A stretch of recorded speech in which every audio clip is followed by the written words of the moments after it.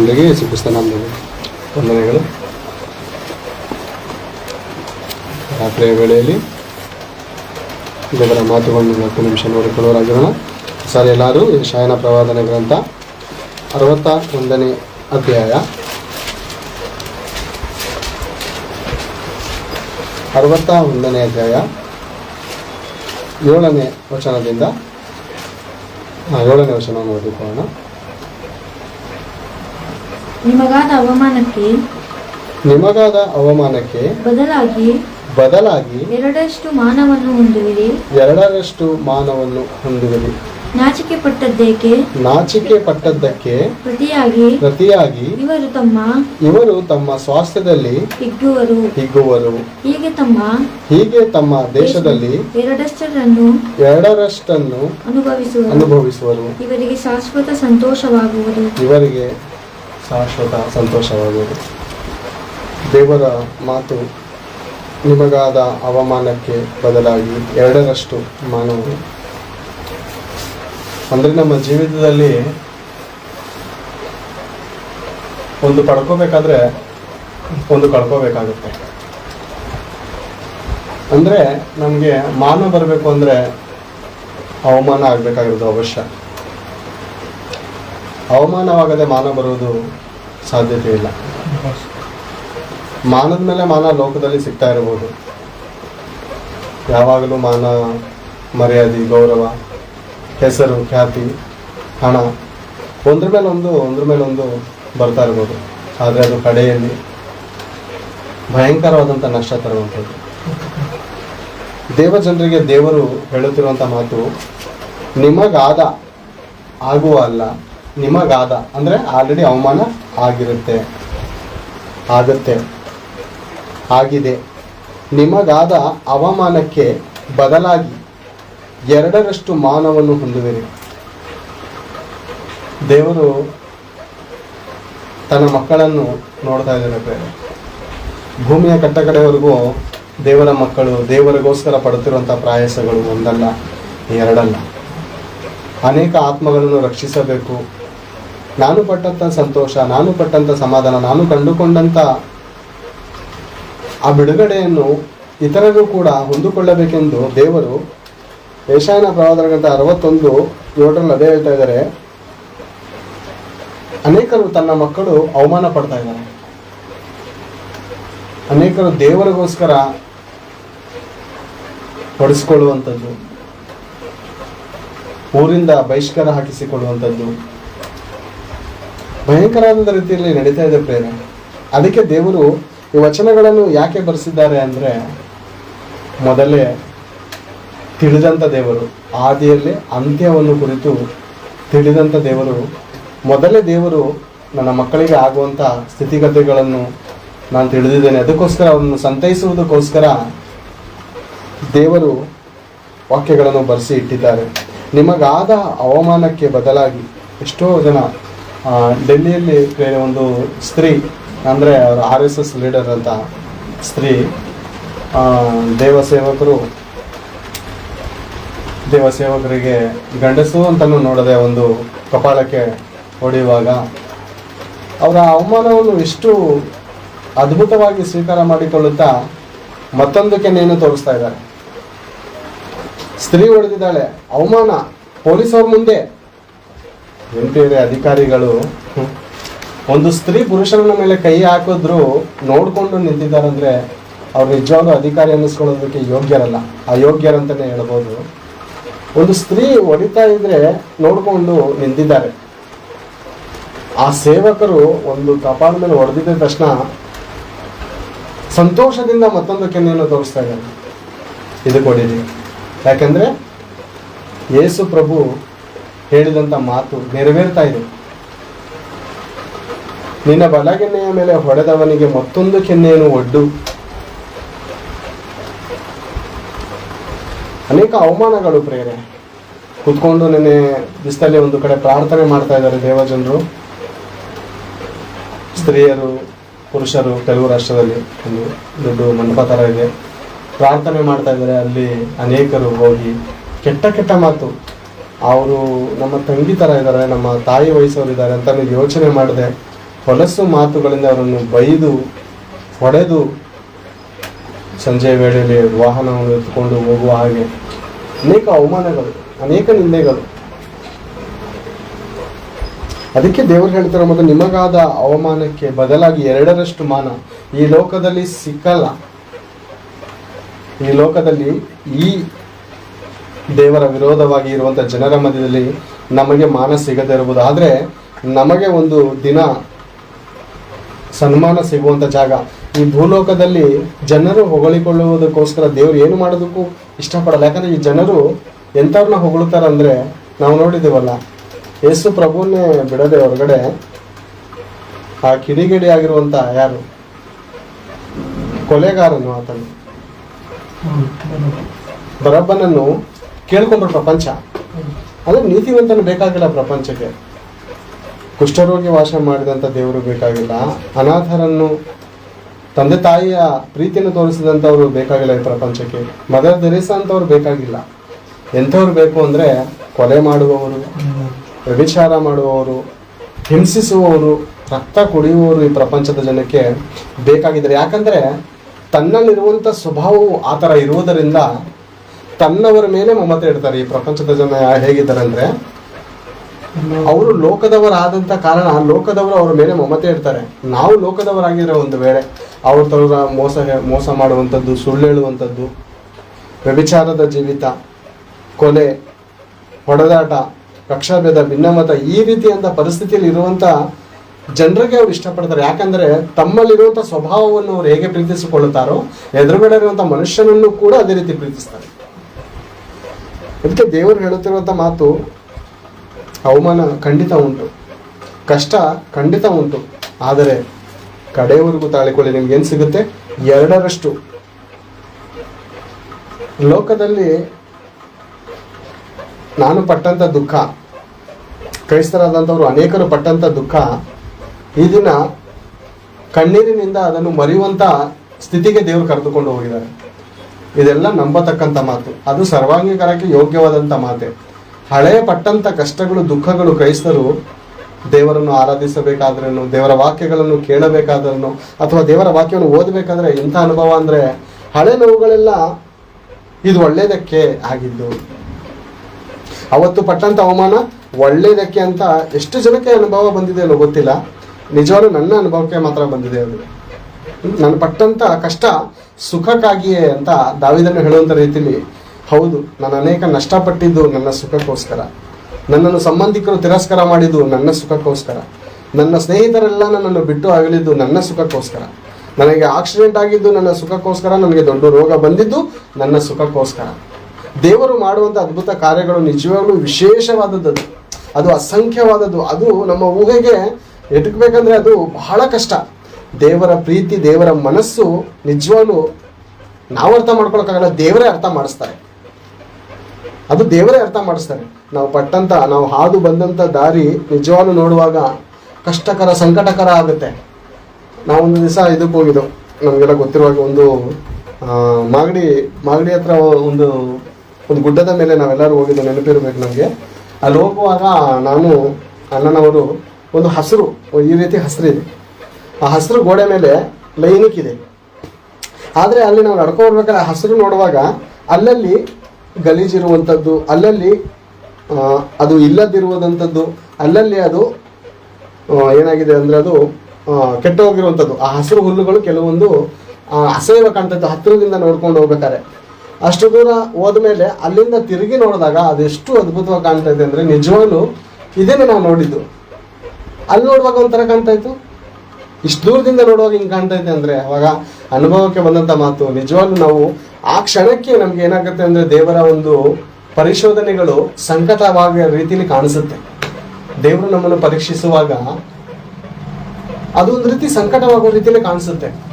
ಆದರೆ ಅದೊಂದು ಸಮಯವನ್ನು ನಾವು ಹಾದು ಆ ಪರಿಶೋಧನೆಯಲ್ಲಿ ನಾವು ಗೆದ್ದು ಮುಂದೆ ಹೋಗಿ ನಿಂತುಕೊಂಡು ನಾವು ಹಿಂದೆ ಇರುವಂಥ ಪರಿಸ್ಥಿತಿ ನೆನೆಸ್ಕೊಂಡಾಗ ನಿಜವಾಗ್ಲೂ ನಾನೇನ ಆ ದಿನ ನಾನು ಗೆದ್ದು ದೇವರಿಗೋಸ್ಕರ ನಾನು ಎಲ್ಲ ಪಾಪವನ್ನು ಬಿಟ್ಟು ಈ ದಿನ ನಿಂತಿರೋದು ನಿಜವಾಗ್ಲೂ ನಾನೇನಾ, ಅಂಥ ಒಂದು ಭಯಂಕರವಾದಂಥ ಪರಿಸ್ಥಿತಿಯಿಂದ ಬಿಡುಗಡೆ ಹೊಂದಿದ್ದು ನಾನೇನಾ ಅಂತ ಹಿಂತಿರುಗಿ ನೋಡುವಾಗ ನಿಜವಾಗ್ಲೂ ತುಂಬ ಉಲ್ಲಾಸ, ತುಂಬ ಸಂತೋಷ ಆಗುತ್ತೆ. ಮುಂದೆ ವಚನ ನೋಡಿಕೊಳ್ಳುವಾಗ ಮಾನವನು ಮುಂದುವರಿ, ನಾಚಿಕೆ ಪಟ್ಟದ್ದಕ್ಕೆ ಪ್ರತಿಯಾಗಿ ಇವರು ತಮ್ಮ ಸ್ವಾಸ್ಥ್ಯದಲ್ಲಿ ಹಿಗ್ಗುವರು. ನಾಚಿಕೆ ಅನೇಕ ಅವಮಾನಗಳು ಬರುತ್ತೆ ಬೇರೆ. ನಾಚಿಕೆ ಆಗುವಂಥ ಪರಿಸ್ಥಿತಿಗಳು, ಅನೇಕ ಅವಮಾನ ಆಗುವಂಥ ಪರಿಸ್ಥಿತಿಗಳು ದೇವ ಜನರಿಗೆ ಬರುತ್ತಾ ಅಂತಂದ್ರೆ ಖಂಡಿತ ಬರುತ್ತೆ. ಯೇಸು ಕ್ರಿಸ್ತನಿಗೆ ಆಗ್ಲಿಲ್ವಾ? ನಾಚಿಕೆ ಪಡುವ ರೀತಿಯಲ್ಲಿ ಆಗ್ಲಿಲ್ವಾ? ಮುಖದ ಮೇಲೆ ಪ್ರೇರೆ, ಮುಖದ ಮೇಲೆ ಉಳಿದರೆ ಆತನ. ವಾಕ್ಯದಲ್ಲಿ ಮೊದಲೇ ಹೇಳಿದರೆ, ನನ್ನ ಮುಖವನ್ನು ಕಗ್ಗಲಿನಂತೆ ಗಟ್ಟಿ ಮಾಡಿಕೊಂಡಿದ್ದೇನೆ, ಯಾಕೆ? ಅವಮಾನ ಪಡಲಾರೆನು. ಕಗ್ಗಲಿನಂತೆ ಗಟ್ಟಿ. ಉಗಿದ ತಕ್ಷಣ ನಾಚಿಕೆಯಿಂದ ತಲೆ ಬಾಗಿಸ್ಲಿಲ್ಲ. ಈ ಉಗಿತ ಒಂದು ದಿವಸ ನನಗೆ ಸನ್ಮಾನವಾಗಿ ಬದಲಾಗುತ್ತೆ. ಈ ಜನ ಎಷ್ಟು ಉಗಿದ್ರು ನನ್ನನ್ನು ಆರಾಧಿಸುವಂತ ದೇವ ಮಕ್ಕಳು ಒಂದು ದಿವಸ ನಾನು ನಿಲ್ಲಿಸ್ತೇನೆ. ನಾನು ಈ ಪಟ್ಟಂತ ದುಃಖಕ್ಕೆ 2ರಷ್ಟು ಸುಖ ನನಗೆ ಸಿಗುತ್ತೆ ಅಂತ ಯೇಸು ಕ್ರಿಸ್ತನ ಅವತ್ತು ನಂಬಿದರಿಂದ ಪ್ರಾಣವನ್ನು ಕೊಟ್ಟರು. ನಾವು ಕೂಡ ಅವರ ಹೆಜ್ಜೆ ಜಾಡಿನಲ್ಲೇ ಅವಮಾನ ಆಗುತ್ತಾ? ಖಂಡಿತ ಅವಮಾನ ಆಗುತ್ತೆ. ಯಾವ ಗಣನೆಗೂ ಬಾರದವರು ಅಂತ ಜನರು ನಮ್ಮನ್ನು ತಿರಸ್ಕರಿಸಬಹುದು. ಖಂಡಿತ ನಾವು ಮಾಡಿದಂಥ ಮೇಲುಗಳನ್ನು ನೆನೆಸಿಕೊಳ್ಳದೇ ಇರುವಂಥ ಪರಿಸ್ಥಿತಿಗಳು ಕೂಡ ಬರ್ಬೋದು.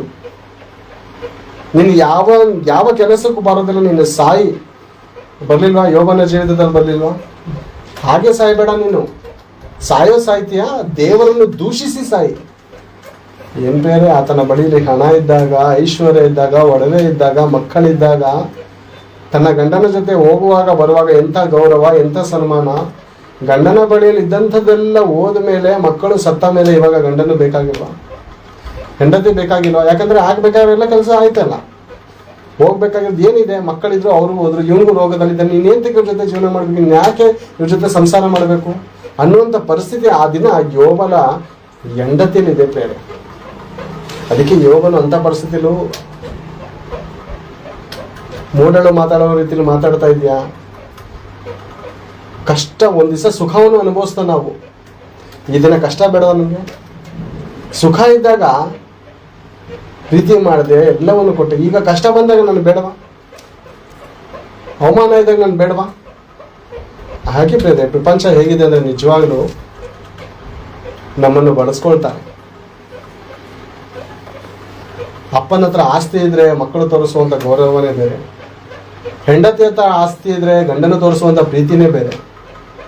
ಸಂಬಂಧಿಕರ ಮಧ್ಯದಲ್ಲಿ ಹಣ ಆಸ್ತಿ ಇರೋರು ಇದ್ರೆ ಎಲ್ಲರೂ ಪ್ರೀತಿಸಿ ನಮ್ಮ ಹತ್ರ ಬರ್ತಾರೆ. ಹೊರತು ನಮ್ಮ ನಿಜವಾದಂತ ಒಳ್ಳೆ ಗುಣವನ್ನು ನೋಡಿ, ಸತ್ಯವಂತನಿಂದ ಬದುಕುವುದನ್ನು ನೋಡಿ ಬರುವುದು ಬಹಳ ಕಡಿಮೆ ಜನ. ಅದು ನಿಜವಾದ ದೇವರ ಮಕ್ಕಳೇ ಮಾತ್ರ ಅಂತವ್ರು ಸಹವಾಸ ಮಾಡ್ತಾರೆ, ಹೊರತು ಅನ್ಯರು ಬರಲ್ಲ ಪ್ರೇಮ. ಅದಕ್ಕೆ ದೇವರು ಹೇಳುವಂತ ಮಾತು, ನಾಚಿಕೆ ಪಟ್ಟದ್ದಕ್ಕೆ ಪ್ರತಿಯಾಗಿ ಇವರು ತಮ್ಮ ಸ್ವಾಸ್ಥ್ಯದಲ್ಲಿ ಹಿಗ್ಗುವರು. ನಾಚಿಕೆ ಆಗತ್ತೆ, ಅವಮಾನ ಆಗುತ್ತೆ, ಖಂಡಿತ ಆಗುತ್ತೆ. ಯಾಕಂದ್ರೆ ಯೇಸು ಕ್ರಿಸ್ತನ ಬಾಧೆಗಳಲ್ಲಿ ನಾವು ಪಾಲು ಹೊಂದುವುದಾದ್ರೆ, ಯೇಸು ಕ್ರಿಸ್ತನ ಒಳ್ಳೇದೇ ಮಾಡಿ ಬಾಧೆ ಅನುಭವಿಸ್ತಾರಲ್ವ, ಒಳ್ಳೇದೇ ಮಾಡಿ ಬಾಧೆ ಅನುಭವಿಸ್ತರು. ನಾವು ಕೂಡ ಒಳ್ಳೆಯದನ್ನು ಮಾಡುವಾಗ ಬಾಧೆಗಳಾಗುತ್ತೆ. ಉಪಕಾರ ನೆನೆಸದವರಂಥ ಪರಿಸ್ಥಿತಿಗಳು ಬರುತ್ತೆ. ಆದರೆ ನಾವು ಪ್ರತಿಯಾಗಿ ನಾವೇ ಮುಗಿ ತೋರಿಸೋದಕ್ಕೆ ಹೋಗ್ಬಾರ್ದು. ದೇವರೇ, ನಿನ್ನ ಹೆಜ್ಜೆ ಜಾಡಿನಲ್ಲಿ ನಾನು ನಡೀತಾ ಇದ್ದೇನೆ. ನನಗೆ ಇವತ್ತು ನಾಚಿಕೆ ಆಯ್ತಾ ಇರ್ಬೋದು, ನಿನ್ನ ಬಾಧೆ ನಾನು ಪಾಲು ಅಂತ ಇದ್ದೇನೆ. ಆದರೆ ನನ್ನ ಗೌರವಕ್ಕೆ ಆಧಾರನು, ನನ್ನ ತಲೆಯನ್ನು ಮೇಲೆತ್ತುವವನು ನೀನು ದೇವರೇ. ಜನ ತಲೆ ತಗ್ಗಿಸ್ತಾರೆ, ಜನ ಅವಮಾನ ಪಡಿಸ್ತಾರೆ, ಆದರೆ ನನ್ನ ತಲೆ ಎತ್ತಿಯಲ್ಲ, ಅದು ನೀನೇ. ಪರವಾಗಿಲ್ಲ ದೇವರೇ, ಇದನ್ನೆಲ್ಲ ಸಹಿಸುವಂತ ಬಲ ಕೊಡುವಂತ ನಾವು ಹೆಜ್ಜೆ ಜಾಡಿನಲ್ಲಿ, ಯೇಸು ಕ್ರಿಸ್ತನ ಹೆಜ್ಜೆ ಜಾಡಿನಲ್ಲಿ ನಡೆಯುವಾಗ ನಿಜವಾಗ್ಲೂ ಅದರಿಂದ ಬರುವಂತ ಮಾನವು ನಮಗೆ ತಪ್ಪಿ ಹೋಗುವುದೇ ಇಲ್ಲ. ಹೀಗೆ ತಮ್ಮ ದೇಶದಲ್ಲಿ 2ರಷ್ಟನ್ನು ಅನುಭವಿಸುವರು, ಇವರಿಗೆ ಶಾಶ್ವತ ಸಂತೋಷವಾಗುವುದು. ಈಗ ತಾತ್ಕಾಲಿಕವಾದ ಸಂತೋಷವಿದೆ. ದೇವರ ಸನ್ನಿಧಿಗೆ ಬರುವಾಗ, ದೇವರ ಹಾಡುಗಳನ್ನು ಹಾಡುವಾಗ, ದೇವರ ವಾಕ್ಯಗಳನ್ನು ಕೇಳುವಾಗ ಮಾತ್ರ ನಮಗೆ ಸಂತೋಷ ಕಾಣುತ್ತೆ. ಹೊರಗಡೆ ಹೋದಾಗ ನಮ್ಮ ಪರಿಸ್ಥಿತಿಗಳು ಅದೇ ರೀತಿ, ಅದೇ ಅವಮಾನ, ಅದೇ ನಿಂದೆ, ಅದೇ ಕಷ್ಟ, ಅದೇ ಸಾಲ, ಅದೇ ಎಲ್ಲ ಪರಿಸ್ಥಿತಿ ಹಾಗೆ ಇರುತ್ತೆ. ಆದರೆ ಇಲ್ಲಿ ಬಂದು ದೇವರ ಸಾನ್ನಿಧ್ಯದಲ್ಲಿ ಕೂತುಕೊಂಡು ದೇವರ ಹಾಡುಗಳನ್ನು ಹಾಡುತ್ತಾ, ದೇವರ ಮಾತುಗಳನ್ನು ಕೇಳುತ್ತಾ ಆತ್ಮದಲ್ಲಿ ನಾವು ಉಲ್ಲಾಸ ಪಡುವುದು, ಅದು ಒಂದು ದಿವಸ ನಮಗೆ ಶಾಶ್ವತವಾದಂಥ ಸಂತೋಷಕ್ಕೆ ಕರ್ಕೋಗುತ್ತೆ. ಇದು ತಾತ್ಕಾಲಿಕವಾದಂಥ ಸಂತೋಷ ಇರ್ಬೋದು, ಆದರೆ ಇಷ್ಟರಲ್ಲಿ ನಾವು ನಂಬಿಕಸ್ಥರಾಗಿರ್ಬೇಕು. ಸ್ವಲ್ಪವಾದದ್ರಲ್ಲಿ ನಾವು ನಂಬಿಕಸ್ಥರಾಗಿದ್ದರೆ ದೇವರು ದೊಡ್ಡದರಲ್ಲಿ ನಮ್ಮನ್ನು ನೇಮಕ ಮಾಡ್ತಾರೆ. ಆ ದೊಡ್ಡದೇ ಪರಲೋಕ ರಾಜ್ಯ. ಈ ಲೋಕದಲ್ಲಿ ಅನೇಕ ಸಂಕಟಗಳು, ಅವಮಾನಗಳು, ನಾಚಿಕೆ ಪಡುವಂಥ ಪರಿಸ್ಥಿತಿಗಳು ಖಂಡಿತ ನಡೀತದೆ. ದೇವ ಜನರಿಗೆ ಅದು ತಪ್ಪಿದಲ್ಲ ಪ್ರಿಯರೇ. ಯಾಕಂದರೆ ದೇವರೇ ಅದನ್ನು ಅನುಮತಿ ಕೊಡ್ತಾರೆ. ಯಾಕಂದರೆ ತನ್ನ ಮಗನ ಬಾಧೆಗಳಲ್ಲಿ ನನ್ನ ಮಕ್ಕಳು ಕೂಡ ಪಾಲು ಹೊಂದಬೇಕು, ನಂತರ ಅವರಿಗೆ ಮಹಿಮೆಯಲ್ಲಿ ನಾನು ಪಾಲು ಕೊಡ್ಬೇಕು ಅನ್ನೋದು ದೇವರ ಉದ್ದೇಶ, ದೇವರ ಚಿತ್ತ. ಖಂಡಿತ ಬಿಡೋ ಟೈಮಲ್ಲಿ ದೇವರನ್ನು ಮಾತ್ರ ಬಿಡಲ್ಲ ನಮ್ಮನ್ನು.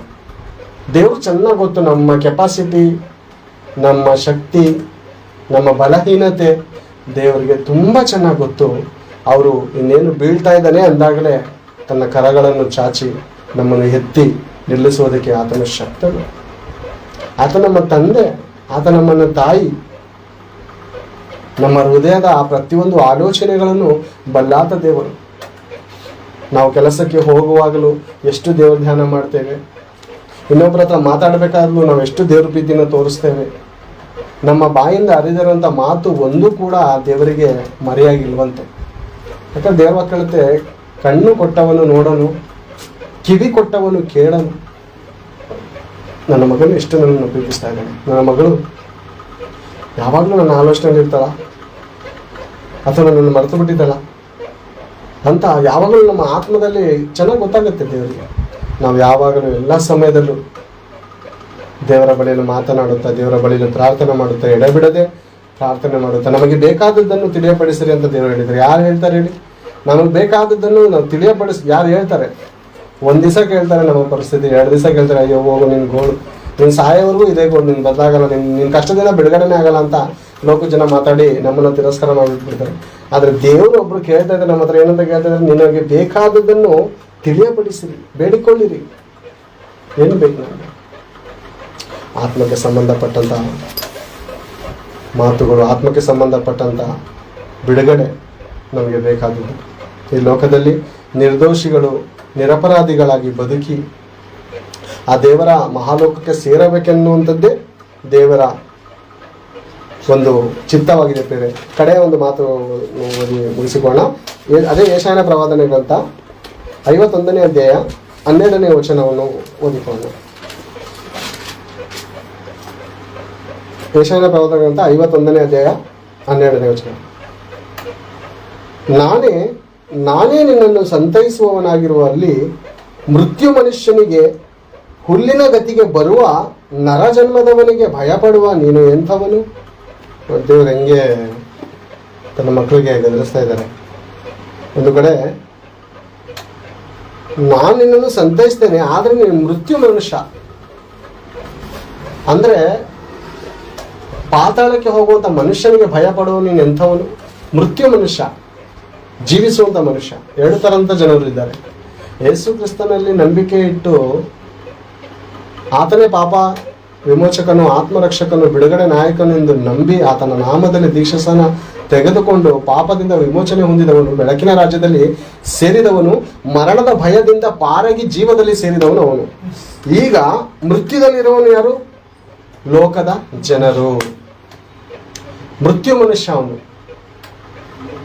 ಒಂದು ಭೂಲೋಕದಲ್ಲೂ ಮರಣ ಇದೆ ಆತನಿಗೆ, ಪಾತಾಳದಲ್ಲೂ ಮರಣ ಇದೆ. ಅದಕ್ಕೆ ಆತನ ಹೆಸರೇನೆಂದ್ರೆ ಮೃತ್ಯು ಮನುಷ್ಯನಿಗೆ ಹುಲ್ಲಿನ ಗತಿಗೆ ಅವನು ಬರುವಂಥದ್ದು ಏನು ಶೋಭಿತವಾಗಿ ಕಾಣ್ತಾನೆ ಮನುಷ್ಯ.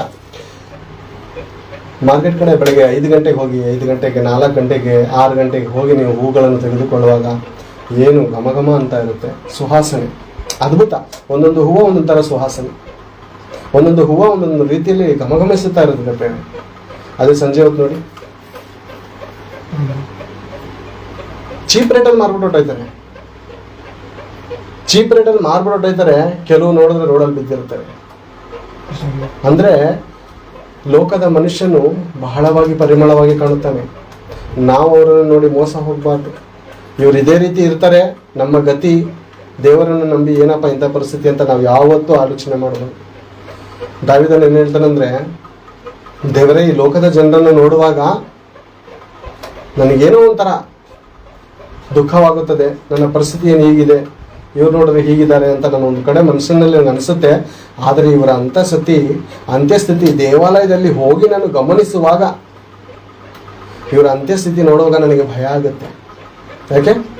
ಶೋಭಿಸ್ತಾ ಇದ್ದಾರೆ, ಇವರು ಗಮಗಮಿಸ್ತಾ ಇದ್ದಾರೆ. ಓ ಸಂತೋಷ, ಹಬ್ಬ, ಹುಣ್ಣಿಮೆ, ಜಾತ್ರೆ ಅಂತ ಪರಿಮಳ ಬೀಸ್ತಾ ಇದ್ದಾರೆ. ಆದರೆ ಇದು ಶಾಶ್ವತವಲ್ಲ, ಇದು ಶಾಶ್ವತವಾದಂಥ ಸಂತೋಷ ಅಲ್ಲ. ಅದಕ್ಕೆ ದೇವರಲ್ಲಿ ಬರೆಸಿದರೆ, ನೀವು ಶಾಶ್ವತವಾದಂಥ ಸಂತೋಷದಲ್ಲಿ ಸೇರ್ತೀರಾ. ಜನರಿಗಿರುವಂಥ ಸಂತೋಷ ತಾತ್ಕಾಲಿಕವಾದದ್ದು, ಅದು ಮೋಸಕರವಾದದ್ದು, ಅದು ಮಾಯಕರವಾದದ್ದು. ಆ ಸಂತೋಷ ನಮಗೆ ಬೇಕಾಗಿಲ್ಲ. ಆಲ್ರೆಡಿ ಅಂತ ಮೋಸಕರವಾದಂಥ ಸಂತೋಷವನ್ನು ಅನುಭವಿಸಿ 2ರಷ್ಟು ಕಟ್ಕೊಟ್ಟಿದ್ದೀವಿ ಅಲ್ಲಿ ದುಃಖಪಟ್ಟು. ಅದಕ್ಕೆ ನಮಗೆ ಆ ಸಂತೋಷ ಬೇಕಾಗಿಲ್ಲ. ಯಾವ ಸಂತೋಷ ಬೇಕು ನಮಗೆ? ಶಾಶ್ವತವಾದದ್ದು, ಯಾರು ಕದ್ದುಕೊಳ್ಳದಂಥದ್ದು, ಅದು ಮಾಯವಾಗುವಂಥದ್ದಲ್ಲ, ಅದು ಮೋಸ ಮಾಡುವಂಥದ್ದಲ್ಲ. ಅದಕ್ಕೆ ಪ್ರಕಟಣೆ ಗ್ರಂಥದಲ್ಲಿ ಬರುವಂಥ ಮಾತು, ನಿಮ್ಮ ಕಣ್ಣೀರು ಮುಕ್ತಾಯಗೊಳ್ತು, ನಿಮ್ಮ ದುಃಖ ಮುಕ್ತಾಯ ಆಯಿತು. ಇಲ್ಲಿಗೆ ಇನ್ಮೇಲೆ ನಿಮಗೆ ಸಂತೋಷ, ಸಮಾಧಾನ, ದೇವರ ಬಳಿಯಲ್ಲಿ ಸದಾ ಇರುವಂಥ ಜೀವನ ನಮ್ಗೆ ಇರುವಂಥದ್ದು. ಈ ಜೀವನ ಶಾಶ್ವತವಲ್ಲ, ಈ ಲೋಕದವರಿಗಿರುವಂಥ ಜೀವನವೂ ಕೂಡ ಶಾಶ್ವತವಲ್ಲ. ಅವರನ್ನು ನೋಡಿ ನಾವು ನೊಂದುಕೊಳ್ಳುವಂಥ ಅವಶ್ಯಕತೆ ಇಲ್ಲ.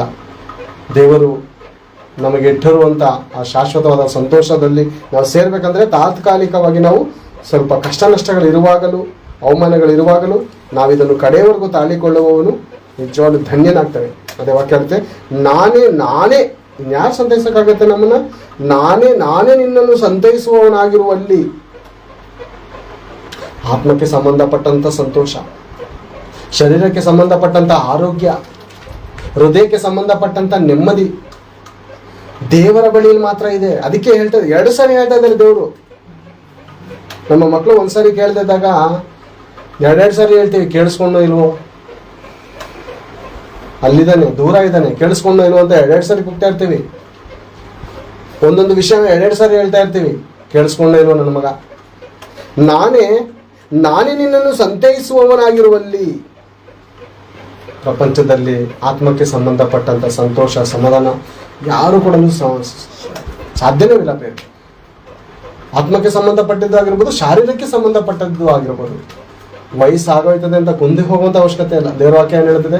ಹದ್ದಿಗೆ ಬರುವಂಥ ಯೌವನ ನಿಮಗೆ ಬರಮಾಡುವೇನು. ಹದ್ದು ಎಷ್ಟು ಆಕಾಶಕ್ಕೆ ಇರುತ್ತೆ, ವಯಸ್ಸಾದ್ರೂ ಅದು ನಿಲ್ಲಲು ಎತ್ತರಕ್ಕೆ ಹೋಗುತ್ತೆ. ಅದು ಭಯ ಪಡುತ್ತಾ, ನಾನು ಬಿದ್ದೋಯ್ತೀನಿ ಅಂತ ಭಯ ಪಡಲ್ಲ. ಅದರ ಗೂಡು ಎತ್ತರದಲ್ಲಿ ಕಟ್ಕೊಳ್ಳುತ್ತೆ. ಅದು ನಾವು ಕೂಡ ವಯಸ್ಸಾಗಬೇಕಾದ್ರೆ ಚಿಂತೆ ಮಾಡುವಂಥ ಅವಶ್ಯಕತೆ ಇಲ್ಲ. ಈ ಲೋಕವನ್ನು ನೋಡಿ ದುಃಖ ಪಡುವಂಥ ಅವಶ್ಯಕತೆನೇ ಇಲ್ಲ. ಇದು ಹುಲ್ಲು, ಹೂವು, ಪ್ರಪಂಚ ಒಣಗೋಗುತ್ತೆ, ಬಾಡೋಗುತ್ತೆ. ಕರ್ತನ ಮಾತು ಸದಾ ಕಾಲ ಇರುತ್ತದೆ. ಆ ಮಾತು ಯಾವುದೆಂದರೆ ದೇವರು ಪ್ರತಿಯೊಬ್ಬರ ಮನುಷ್ಯರಿಗೆ ಸಾರಲ್ಪಟ್ಟ ಸುವಾರ್ತೆ. ಅದು ಯಾವತ್ತೂ ಜೀವಂತವಾದಂಥ ಸುವಾರ್ತೆ. ಅದಕ್ಕೆ ನಮಗಿರುವಂಥ ಸಮಯ ಕೊಂಚವೇ ಆಗಿರೋದ್ರಿಂದ ನಮ್ಮ ಸುತ್ತಮುತ್ತಲಿರುವಂಥ ಜನರಿಗೆ ಹೇಳೋಣ, ದೇವರ ಪ್ರೀತಿಯನ್ನು ಹೇಳೋಣ. ಲೋಕದವರ ಸಹವಾಸ ನಮಗೆ ಬೇಕಾಗಿಲ್ಲ, ದೇವರ ಪ್ರೀತಿಯನ್ನು ಹೇಳೋಣ. ಕೇಳಲಿಲ್ವಾ? ನಿಮ್ಮ ಕಾಲಿನಲ್ಲಿರುವಂಥ ಧೂಳನ್ನು ಜಾಡಿಸಿ ಬಿಟ್ಬಿಡೋಣ, ಮಾತಾಡೋಣ, ಪ್ರೀತಿ ತೋರಿಸೋಣ. ದೇವರ ವಾಕ್ಯಕ್ಕೆ ಅವ್ರು ಬರಲಿಲ್ವಾ? ಯೇಸು ಪ್ರಭುನೇ ಏನು ಹೇಳ್ತಾರೆ? ಯಾರು ನನ್ನ ತಮ್ಮ, ಯಾರು ನನ್ನ ತಾಯಿ? ನನ್ನ ವಾಕ್ಯವನ್ನು ಕೇಳಿ ಅದರಂತೆ ನಡೆಯುವವನೇ ನನಗೆ ತಾಯಿಯು ತಮ್ಮನ್ನು ತಂಗಿ. ಅದು ನನ್ನ ತಂದೆಯ ಆಜ್ಞೆ, ನನ್ನ ತಂದೆಯ ಚಿತ್ತದಂತೆ ನಡೆಯುವವನು. ನಾವು ಅದೇ ಫಾಲೋ ಮಾಡಬೇಕು. ನಾವು ಅನೇಕ ಸರಿ ಮುಖದಾಕ್ಷಿಣ್ಯ ತೋರಿಸ್ತಾ ಇರ್ತೀವಿ, ಸಂಬಂಧಿಕರ ಮಧ್ಯದಲ್ಲಿ, ಮತ್ತೊಬ್ಬರ ಮಧ್ಯದಲ್ಲಿ ಮುಖದಾಕ್ಷಿಣ್ಯ ತೋರಿಸ್ತಾ ಇರ್ತೀವಿ. ಅವಶ್ಯಕತೆ ಇಲ್ಲ. ಪ್ರೀತಿಸೋಣ, ಕನಿಕರಿಸೋಣ, ಬಲಪಡಿಸೋಣ. ಕೇಳಲಿಲ್ವಾ? ಅವರಿಂದ ವ್ಯತಿರೇಕವಾಗಿ ನಮ್ಮ ದಾರಿಯಲ್ಲಿ ನಾವು ನಡೆಯೋಣ. ಅವ್ರ ದಾರಿಗೆ ನಾವು ಹೋಗಬಾರ್ದು, ನಮ್ಮ ದಾರಿಯಲ್ಲಿ ದೇವರ ಮಾರ್ಗದಲ್ಲಿ ಅವರು ಬರಬೇಕು. ಆ ರೀತಿ ನಮ್ಮ ನಡೆ, ನುಡಿ, ಪ್ರೀತಿ, ನಂಬಿಕೆ, ಶುದ್ಧತ್ವದಲ್ಲಿ ನಾವು ಮಾದರಿಯಾಗಿ ಜೀವಿಸುವಾಗ ನಾವು ಸಾಕ್ಷಿಯಾಗಿರ್ತೇವೆ. ಮೂರ್ಖ ಸಂತಾನದವರ ಮುಂದೆ ಜ್ಯೋತಿರ್ಮಂಡಲಗಳಂತೆ ಇರಬೇಕು ಅಂತ 2:15 ಹೇಳುತ್ತೆ. ಮೂರ್ಖ ಸಂತಾನ, ಸತ್ಯ ಹೇಳಿ ಮೂರ್ಖತ್ವ ಅವ್ರಿಗೆ, ಶಿಲುಬೆ ವಿಷಯ ಹುಚ್ಚುತನ. ಆದರೆ ದೇವರ ಮಾರ್ಗವನ್ನು ತಿಳಿದವಂತರ ನಮಗೆ ಅದರ ಶಕ್ತಿ. ಆದುದರಿಂದ ನಾವೆಲ್ಲರೂ ದೇವರ ಪಕ್ಷದವರಾಗಿದ್ದು ಕಡೆಯವರೆಗೂ ದೇವರಿಗೋಸ್ಕರ ನಾವು ಸಾಕ್ಷಿಯಾಗಿ ನಿಂತ್ಕೊಳ್ಳೋದಾದರೆ ಖಂಡಿತ ನಾವು ಪಟ್ಟಂಥ ದುಃಖವು ಅದು ಸುಖಕ್ಕಾಗಿಯೇ ದೇವರು ಮಾರ್ಪಡಿಸಿ ಒಂದು ದಿವಸ ನಾವು ನಷ್ಟಪಟ್ಟದಕ್ಕೆ 2ರಷ್ಟು, ನಾವು ಅವಮಾನ ಪಟ್ಟದಕ್ಕೆ 2ರಷ್ಟು, ನಾವು ನಾಚಿಕೆ ಪಟ್ಟದಕ್ಕೆ 2ರಷ್ಟು ದೇವರು ಕೊಟ್ಟು ಆ ಹಳೆ ನೋವನ್ನೆಲ್ಲ ಮರೆಸಿ ನೂತನವಾಗಿ ನಮ್ಮನ್ನು ನಡೆಸುವಂಥ ದೇವರಾಗಿರ್ತಾರೆ. ಆದುದರಿಂದ ನಾವು ಕಡೆಯವರೆಗೂ ದೇವರಿಗೋಸ್ಕರ ನಿಂತುಕೊಳ್ಳೋಣ. ಲೋಕದವರ ಮುಂದೆ ನಾವು ಅವಮಾನಕ್ಕೆ ಗುರಿಯಾದಂಥ ಭಯ ಪಡುವಂಥ ಅವಶ್ಯಕತೆ ಇಲ್ಲ. ದೇವರು ನಮ್ಮ ಗೌರವಕ್ಕೆ ಆಧಾರ ಎನ್ನುವಂಥ ಮಾತು ದೇವರು ತಾನೇ ಸ್ವಲ್ಪ ಸಮಯದ ಮಟ್ಟಿಗೆ ಮಾತನಾಡಿದರೆ ಕಡೆಯ ಪ್ರಾರ್ಥನೆ ಮಾಡಿಕೊಂಡು ಮುಗಿಸಿಕೊಳ್ಳಿ.